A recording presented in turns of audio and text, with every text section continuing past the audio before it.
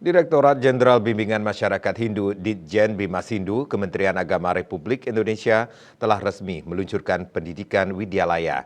Pendidikan Widyalaya ini tidak seperti pasraman atau pendidikan agama yang terfokus pada mata pelajaran agama Hindu saja, tetapi lebih luas karena siswa akan mempelajari pelajaran umum.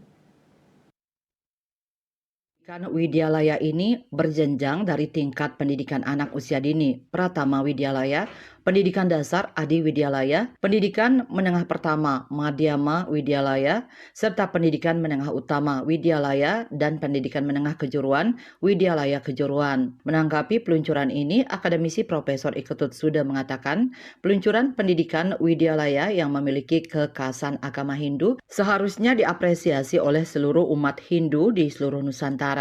Karena dengan peluncuran ini membuat umat Hindu memiliki ruang yang lebih luas untuk mengakses pendidikan yang bernuansa keagamaan.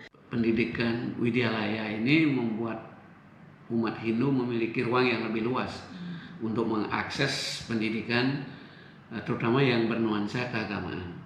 Di sisi lain, dengan di-launchingnya pendidikan Widyalaya tidak hanya memberikan pengetahuan kepada anak-anak Hindu itu terkait dengan materi-materi yang berkaitan dengan keagamaan Hindu, tetapi juga mengajarkan hal-hal yang bersifat umum, sehingga mereka yang tamat di sekolah itu nanti tidak terbatas untuk memasuki sekolah yang lebih tinggi, sekolah umum, mencari pekerjaan di segala